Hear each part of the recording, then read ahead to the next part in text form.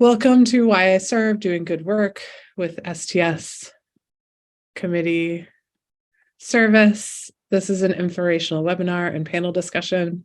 My name is Rachel Hamelers. I am the vice chair or incoming chair of STS, the Science and Technology section of ACRL. We are an amazing collection of science and technology librarians. Most of the work, in my opinion, of STS, the Science and Technology section, gets done through committee service and committee work. So we put this together and we're recording it. If you know someone who wanted to come but wasn't able to attend today, just to talk a little bit about the committees, but mostly hear from co-chairs and members who have served on many committees, so that if you have questions about which one is for me, what do you like, etc., then this is a great place to hear some of those experiences. I will share in the chat in just a little bit the membership and recruitment committee who did this amazing webinar and arranged all of this. They also have been doing a great series called A Year in the Life. You might have seen it on ALA Connect. If you're not on ALA Connect, I'll put a link in the chat in just a minute to a LibGuide that has it on there. These A Year in the Life have interviewed different members of different committees. And so if you want to know a little bit more about what committee does what times of the year are busiest for different committees, what the work of the committee is actually like, then you can look at those Year in the Life interviews either via ALA Connect or the STS LibGuides and kind of get an idea what those are like. Also, we'll have time at the end for questions and answers, but at any time, please feel free to put a question in the chat and we will do our best to answer those questions. Again, here is a brief overview of what we're going to be doing today. We are going to talk about the 20 STS committees very broadly, talk to the chair, Bonnie, and myself, the vice chair. Maybe we won't talk to me so much because you're going to hear my voice quite a bit. Have a panel discussion on committee service with several longstanding STS members who have served on many committees, who have co-chaired committees, who have been on the executive committee, and then have time for questions and answers with panelists. I want to give a really special thanks to the Membership and Recruitment Committee for getting this together, especially the co-chairs, Kathy Lance, Sheena Campbell, and the people and amazing committee members who have worked on this, Jennifer Groff and Lorraine Dallas. So again, hello and welcome. This is me in a ball pit with confetti in my hair. I'm Rachel Hamelers, the Teaching and Learning Librarian at Muhlenberg College in Allentown, Pennsylvania. I'm the vice chair and incoming chair. And thank you, Amanda McCormick, for putting the Year in the Life link in the chat, acrl.libguides.com/STScom with 2 M's. And this is a picture of our amazing chair, Bonnie Fong. She is the head of research and reference services at Montclair State University. She is the chair of our section. And then the third member of this trio, who's not listed on here, is Hannah Gasha-Rimple, and she is the outgoing chair of STS. All three of us have served on many, many committees. Rebecca says, serving with STS is just as fun as a ball pit with confetti. I don't know if I'd go that far, but it is certainly, I think, more rewarding than a ball pit with confetti. Maybe it's fun. These are some of our panelists, and I was hoping you all could introduce yourself. Rebecca, do you want to start? We could just go down the line. Sure. My name is Rebecca Ranieri. I've been a member for, as it says, for over 9 years. I've been a member of several different committees and co-chaired quite a few. And so if you are just thinking about serving with STS and maybe thinking, oh, I'll try a committee, I would suggest if you're open to it, try co-chairing. It's a great way to jump in and get started. And we'll be talking a little bit more about that later, but that's me. I'm with Central Michigan University Libraries, and I'm happy to be here today. Thank you. Christina, do you mind going next? Hi, I am Christina Chan Park. Can you guys see me? Yes. Okay. I am a STEM librarian at Baylor University, and I am currently the co-chair of the Organization and Planning Committee. I've been a member of STS and ACRL for at least 8 years. And this is actually the only committee I've ever been on. I think I was not on it for 1 year because you have to roll off, I think, after every 5 years or so. But since I wasn't planning on being on the committee, and Bonnie asked me if I would help co-chair, since I have actually been on the committee for many, many years. So I am That's back. amazing, Christina. So all your STS years, you've been on organization and planning. Yes. That's amazing. Thank you. Okay, Kristen, do you want to go next? Sure. Hi, everyone. I'm Kristen Adams. I'm the Science and Engineering Librarian at Miami University in Ohio. And I'm as a co-chair as the Data Curation and Assessment Committee. It was previously just called the Assessment Committee, and that's the only committee that I've been on. And I've been around for about 3 years. Thank you. Okay, next page. Nicole, would you be willing to introduce yourself? Of course. Hi, everyone. I'm Nicole Hellergall. I'm librarian for Open Science at NYU. Currently co-chair of the College Science Librarians Committee, and have also been on membership and program planning. Awesome. Thank you. Amanda, will you go next?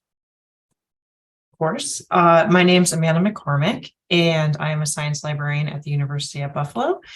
I am currently co-chair of the STEM Librarianship Resource Committee. We basically publish the blog. And I've also served on a task force, and I'm also serving as the publicity officer for STS. I've been a member for about 3 years. Thank you. Lori? Hello, I'm Lori Nuremberg. I'm the Sciences Head Engagement Librarian at the University of Iowa, and I am co-chair for the Professional Development Committee, and I've been a member of the Professional Development Committee since 2020, and this is my first year being co-chair. Awesome. Welcome. I just want to go back because I see Bonnie's name now. Bonnie, would you like to introduce yourself? Oh, sure. Hi, everyone. My name is Bonnie Fong, and I am the STS chair. I've been involved in other aspects of STS in the past. A few years back, I was publicity officer, and I've been co-chair of the Information Literacy Committee, the Equity, Diversity, and Inclusion Task Force, and then it became an implementation team. And I've really enjoyed my time at STS. I think I've been a member of STS maybe for about a dozen or so years. I'll have to look and see when I actually started. Thanks. Thank you so much, Bonnie. Thank you all. Okay, so we have over 1,000 members in STS, and we have 20 standing committees. I think you heard some people talk about how they've been on task forces. Sometimes we have task forces, which are committees that just meet for a couple of years to do a certain activity or task, but these are our standing committees.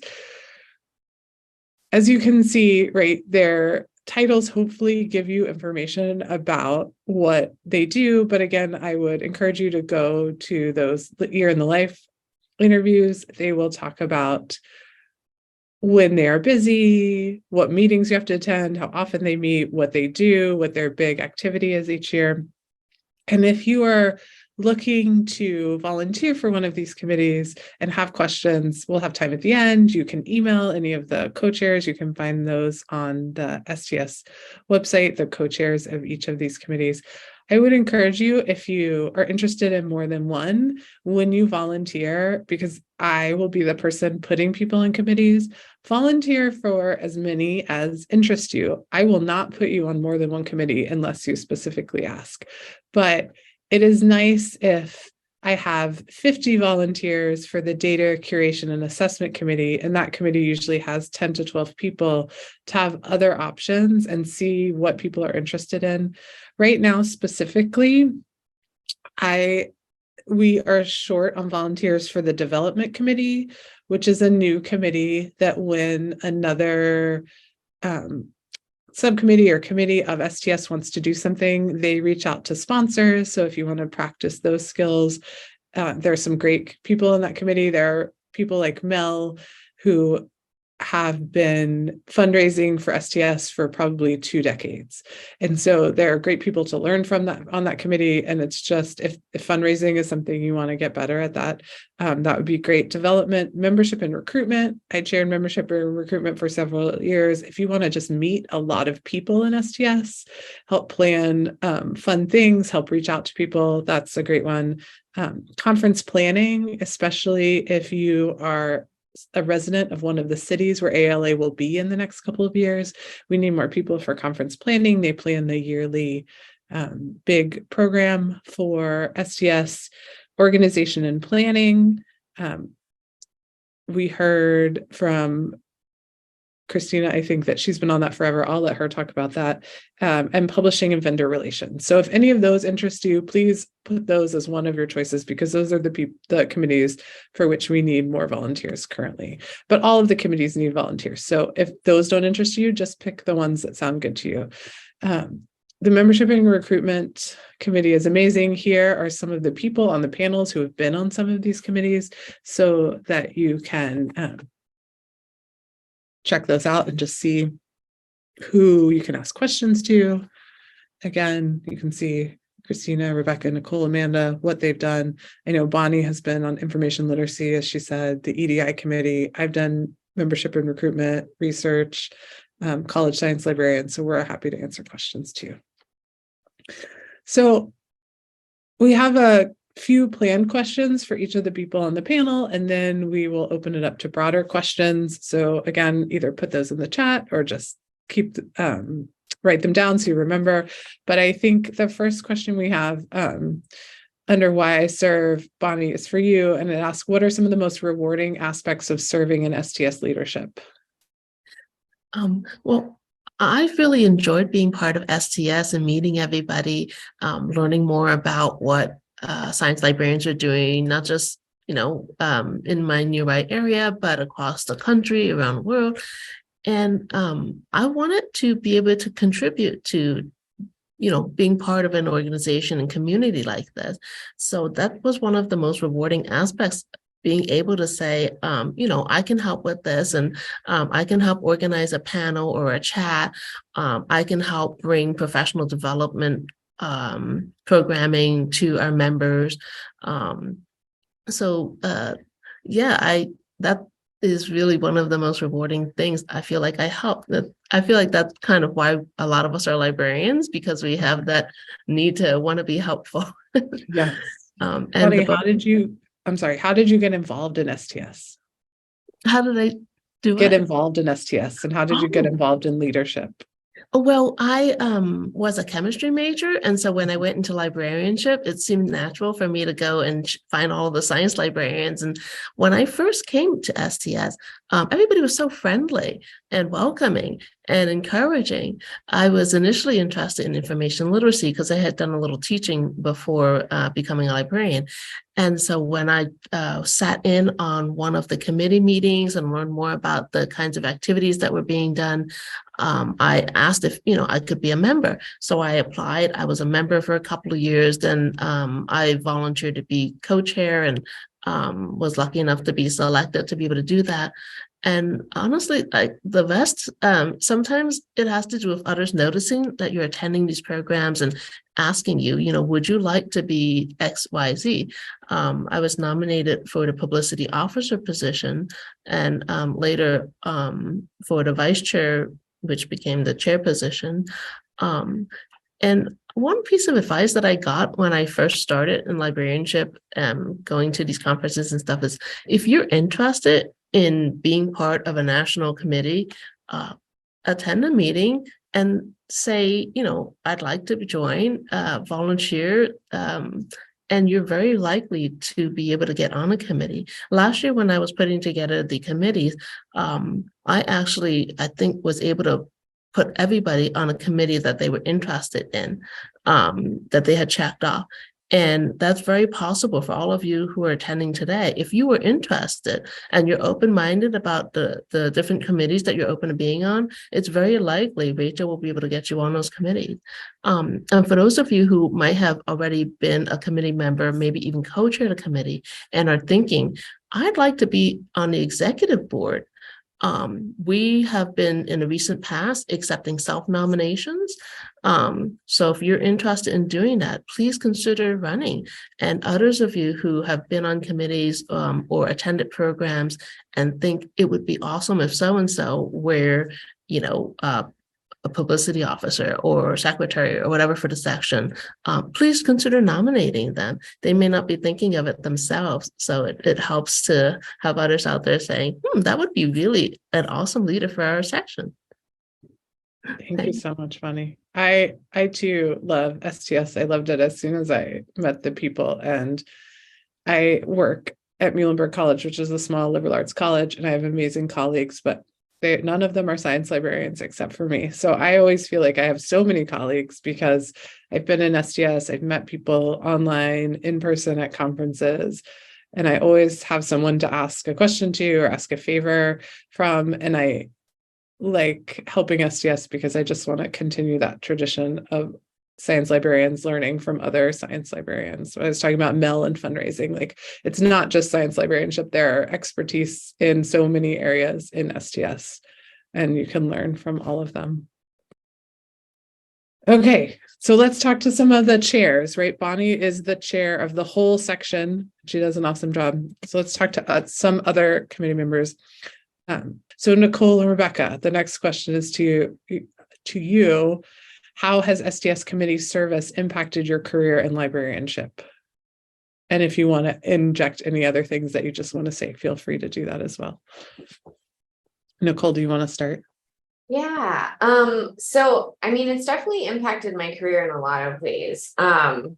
One being I have worked at some libraries where I was the only science librarian. So it was super nice then to still be able to connect with other colleagues who were sort of exploring the same issues I was. And even at institutions like my current one, where there are other science librarians, it's still the service itself where I'm like working with folks at other institutions and hearing from them about things they're exploring and what they're doing has just been really helpful in terms of getting me outside of my institution's bubble. That's true of like attending the programs, but especially the service where you're like working alongside people. I've found that to be really valuable. And it's also just like helped me build my professional network in terms of my career. I joined STS when I was a pretty new professional and science liaison. So it was really helpful to just make those connections and get to know people at different institutions who then have like let me know when opportunities come up at their institutions and things like that. So yeah, it's just been a great way to learn from others and also connect with them. Thank you. That's awesome. Rebecca, what about you? Yeah, so I'm currently co-chair of the program planning committee, which I can tell you about if you want to hear more. But I have been a member of the STS Council, which is like the group of co-chairs plus the executive committee my entire time at STS.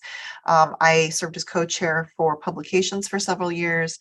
I started off as co-chair for the liaisons committee. And so I was a brand new librarian, my first year, my first job in a science library, looking into ACRL as an organization, and I noticed there was a science and technology section. I thought, oh, this is going to be perfect for me. And I will just echo what Bonnie said, and that everyone was so nice and so welcoming, and immediately said, would you like to be a co-chair of a committee? And I thought, are you guys sure? Because I've never done any of this before.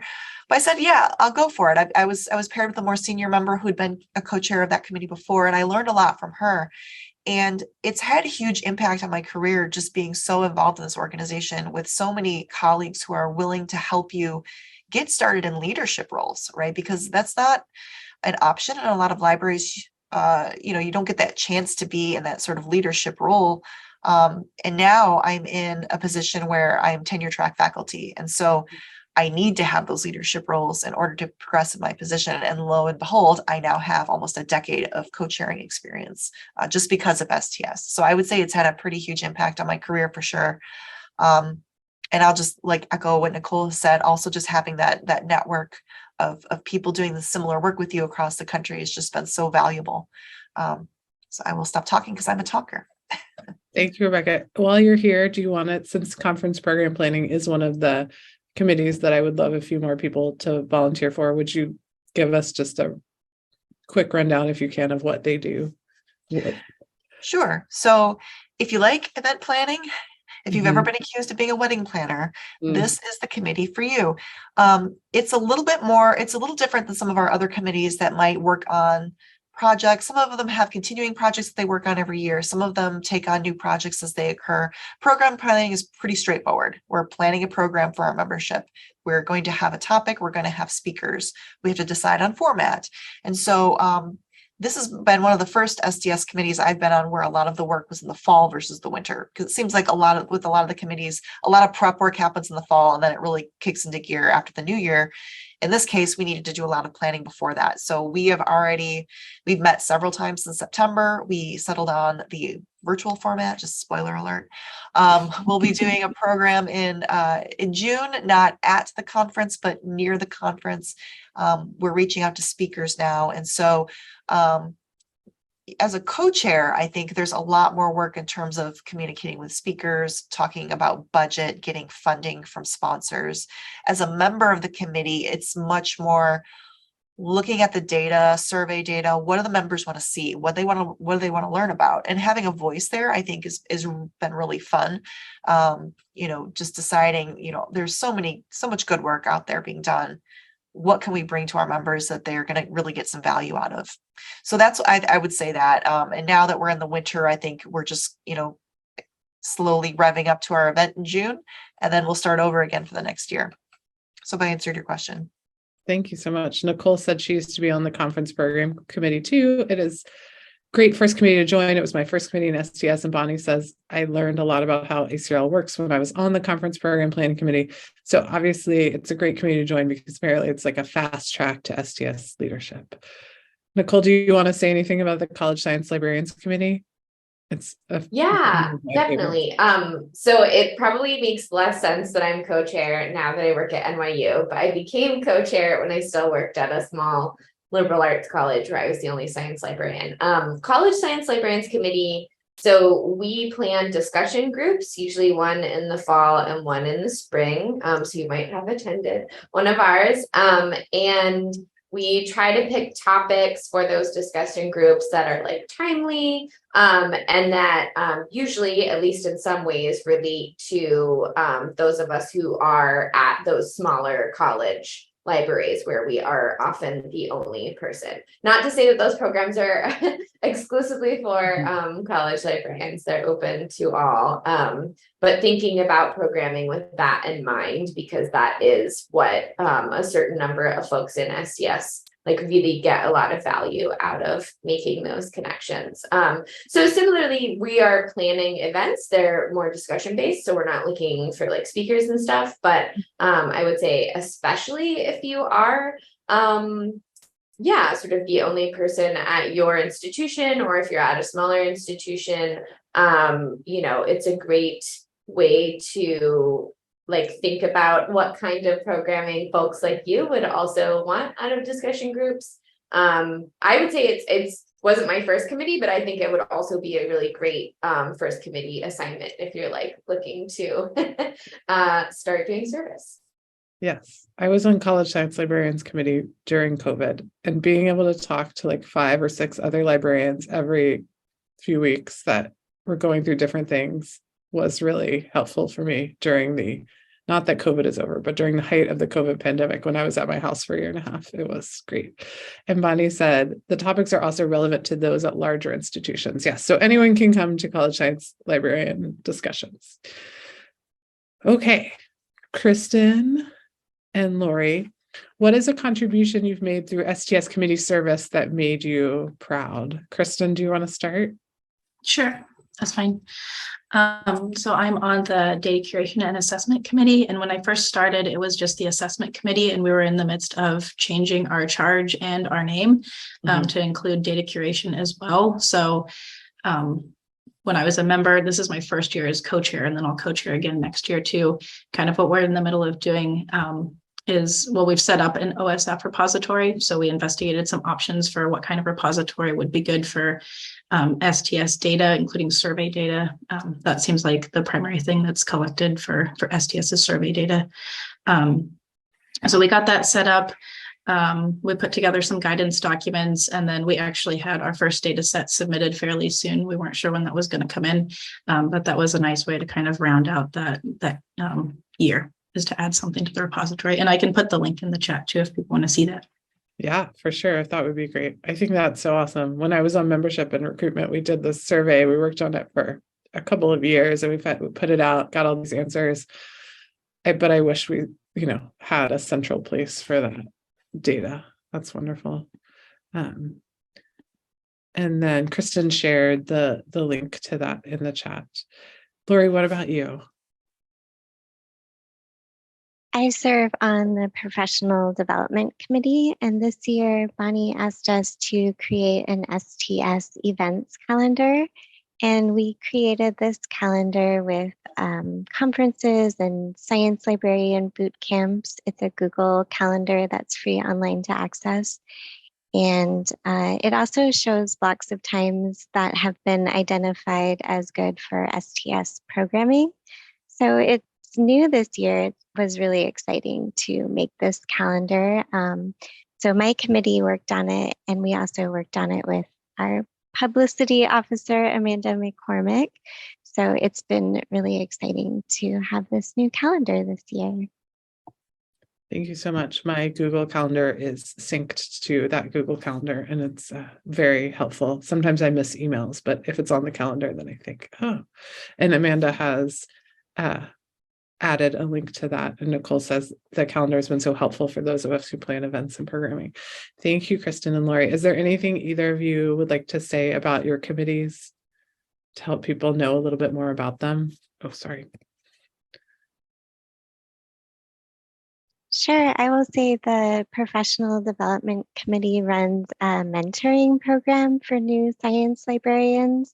And this is also a really rewarding program to work on that the Professional Development Committee does. So every year we pair librarians based on their professional interests. And then this year we'll have a meetup for the mentoring program. So it's really positive and a lot of fun and helpful for new librarians. If somebody wants to become a mentor or a mentee, how do they do that, Lori? We have an application on our LibGuide, the STS Professional Development Committee, and we usually send a call out in the fall. So they should look for that call on the listserv when that happens. Wonderful. Thank you. And Bonnie has put a link to that in the chat. Thank you, Amanda and Bonnie, for being our link people, and Rebecca. Okay, so we're going to talk to Christina and Amanda now about what advice do you have for choosing which STS committee on which you want to serve. Christina, do you want to start? And maybe Sure. Christina, since you are the organization and planning expert, maybe you could share a little bit about that committee as well. Sure. So I think using those year in the life of a committee member were really useful. That is what I used when I was trying to decide what committee to be on. Also looking at the charges. I mean, it's always better if you're on a committee that you're interested in what they do and how often they meet. So I do have to admit that one reason why I picked organization and planning was they did not meet at ALA. I have some sort of weird anxiety about going to ALA. I think it's just too many people. So serving on a committee at STS and ACRL is like the right size. Like it's the right number of people for me to, like STS is the right size for me of people like, you always meet somebody new, but you always run into somebody if that makes sense. Yes. When we have activities. And so it was an all virtual committee. This was back, 8 years ago when not everything was virtual. And so that was one reason why I picked the committee. I think this committee also doesn't do a lot of open call sort of outreach, right? So there's outreach to strangers and outreach to people and so this one, organization planning in particular, we support the exec committee Mhm. and STS council, and those are primarily the people that we talk to and serve. So we try and give them support for the things that need to be done, and a lot of it is trying to standardize across committees how things are done. And so we do an annual report and we gather the information for the exec for that. And then we also get special projects. So we're the ones who sort of decided what should be on the webpage and where things should be. And this year we're working on a project of the files that committees have. Where are they? Where should they be? And who should do what with them. So it is organization and planning, exactly what it sounds. So it's a good introvert committee. So I think that's something to consider, your own personality, right? If you're going to be, some committees are going to be much more outreach and, doing lots of webinars and cold calling people. And if that does not fit what you enjoy doing, then maybe consider other committees. Or if that's what you love doing and you would be stifled by trying to figure out what a file naming convention should be, then maybe you should, pick a committee that fits your personality and your interests. Yes. I would call membership and recruitment an extroverted committee. Right. Even if you're not extroverted, you have to be. Thank you so much. And Bonnie wanted to point out that virtual participation is possible for all STS service commitments now. I too remember, Christina, when it was not, and you had to really pick based on which ALA you could attend. And Bonnie also says she learned a lot about the STS committees on the Organization Planning Committee from the ACRL Plan for Excellence report the committee puts together at the end of each year. So organization planning, one of their big tasks is they put almost like an annual report together that ACRL requires for STS. So organization and planning, we would love some more volunteers. So if that interests you, thank you so much, Christina. Amanda, what about you? Do you have any advice for us? I do, and it's a little different from other people's advice. So I think if you're new to service and new to committee work, I don't think you can go wrong with any of the STS committees because the members of the community are very welcoming and willing to teach you and willing to play to your strengths in every different committee. And I would recommend just jumping in with 2 feet and going where you're needed first. And then as you kind of get more experience, you'll be able to move around. You don't have to stay on a committee that's not your primary strength forever. But I say just go for it. Just go ahead and get started. Everything's so accessible right now. We do all our meetings online. And trying to think. I mean, honestly, the only hindrance I've ever seen with any of the meetings are the many, many different time zones that you have to schedule around. I think that's a bit of a challenge. But otherwise, I think whichever one you choose or whichever ones you list on your list, or if you just put me where I'm needed, I think you're going to be fine. I think it's going to be a really nice experience. I say this as a career changer. So I've been in another profession and it was not as supportive as this. So this is just a really wonderful group of people. It'll be worthwhile, whatever you do. Amanda, thank you so much for that. I have never served on the STEM librarianship resources. Could you tell us a little bit about that committee? Sure. It's quite I know self-explanatory, the name, as others might be, although I know it's trying so hard because it's changed its name several times. Right. It has changed its name several times and it has apparently evolved over the years. I have not been involved since the beginning. So it used to be a blog that reviewed different databases and different products that were out there for science librarians.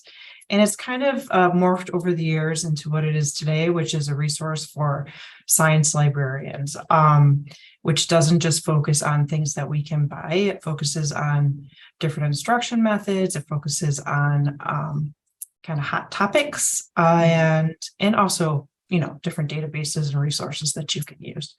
When you're on the committee, you basically sign up to write a few times a year.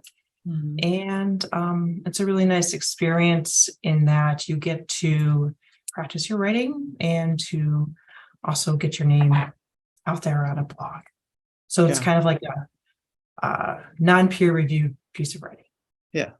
There are so many skill sets and resume builders on these different committees. I think of publications. There are web skills that are needed. There are literally reading people's articles. I've been on research. You go through poster session applications and presentation applications. I mean, if you need things for your resume or you need skills to build, this is a great place to do it, all these different committees. Of course, panelists, if you have something that you want to say that you just forgot to say when you were hearing everyone else, I would love to hear that. But also, now is our time for questions from the audience, from other panelists. I think I'm going to stop sharing my screen so we can see people. Does anyone have any questions for our panelists? Or there are clearly other people who have served on different committees. If you have a question about a certain committee, probably there is someone here who has served on said committee.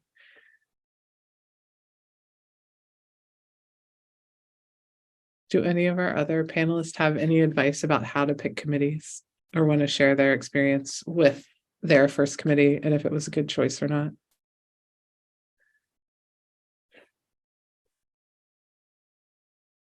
I'll just say that I started off on liaisons, which again, I was brand new. I had no idea what I was doing. It's funny, you were talking about which committees are better for introverts. I feel like every committee I've been on has been an extroverted committee. Like liaisons, reaching out to speakers for conference planning, publications. But I think, again, it's very rewarding no matter which committee you get placed with, because you do meet those great groups of people. So like Rachel said, if you find that you're on a committee and it's really just not your cup of tea, you can always choose a different committee later or a different responsibility, or put yourself out there to be on the executive committee, which I learned a lot from that. I served as member at large a few years ago.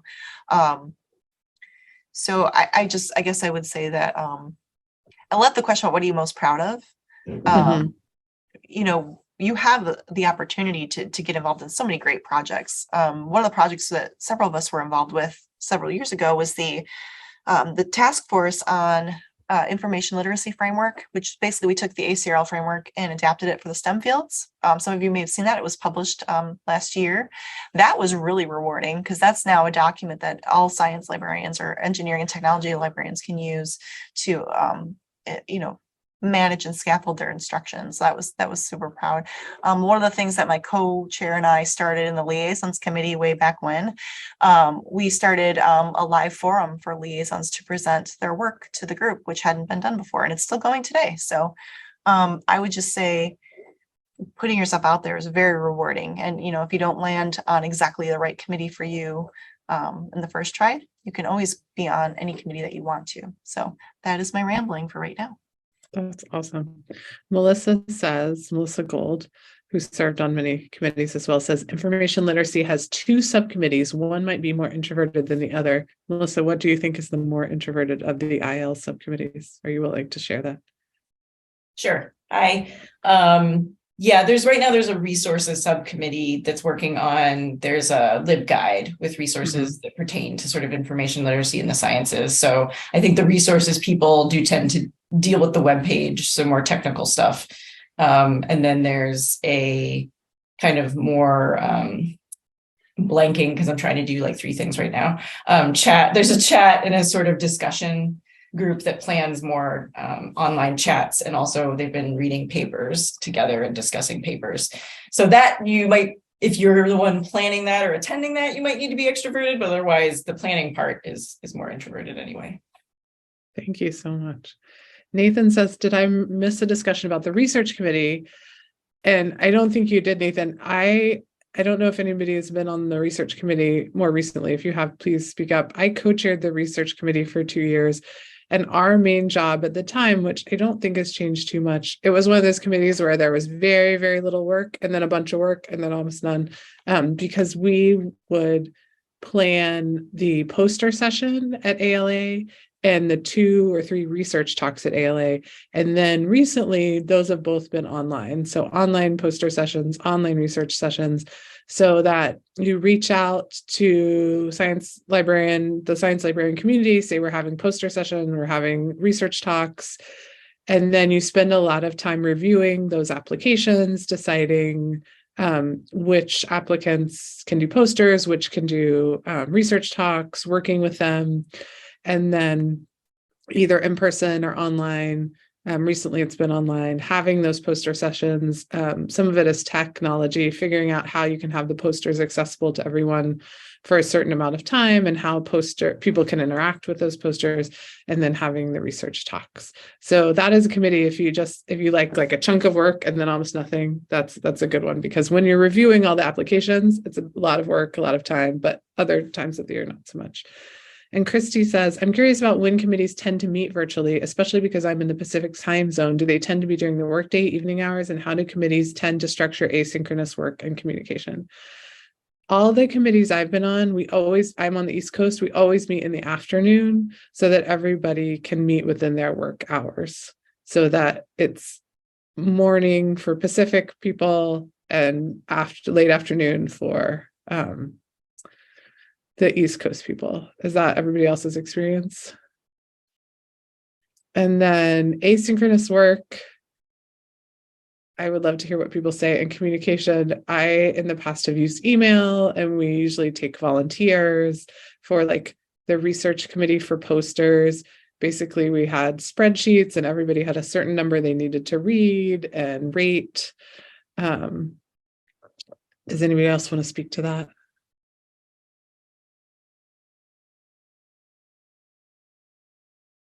Often for us, everybody gets assigned something, you do your homework, you put it in a common folder, and then somebody compiles it and sends it out for everybody to review. I mean, it's a lot of that kind of asynchronous. You get assigned a piece of homework and you do your homework, and then that's it. Yes. So we might meet once at the beginning of a project and assign the homework, and then once at the end after everything's been compiled, just to double check. And I think all committee co-chairs understand that we are all volunteers. And so if things come up and you can't do something, just let your co-chair know. As long as you communicate it, we'll figure it out. We are I think, a very understanding group. Nicole, do you have your hand up? Yeah, I was just gonna say, yes, lots of email, lots of Google Drive for like working documents, and then we try to like save for posterity in like the LibGuide or something longer term. No longer working documents. One other thing I wanted to say in terms of the discussion of like different committees and like introverted work and extroverted work. I have been on a lot of, when I initially volunteered, I had like a year before that come off of organizing a small conference. So I put that in I was like, I don't know, I do some events. So then that got me on like a track at STS. So yeah, I've been on program planning multiple years. And then now I'm in a group that does discussion groups. I will say that like in both of those committees, there is plenty of like much more logistical behind the scenes work that always needs to be done. So even if you're like, I don't really want to cold email panelists, that's not my jam.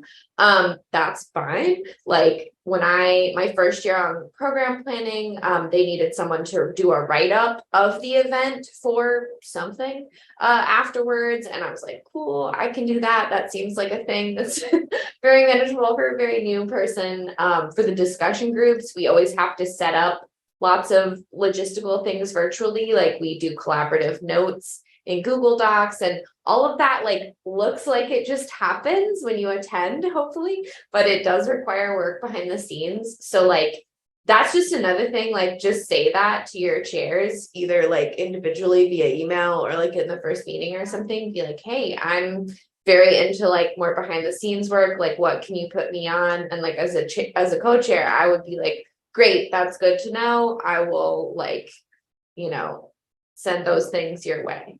So even don't limit yourself in terms of what you volunteer for, I guess, based on what the work seems like, because in my experience, there's lots of different kind of work on most of the committees I've been on.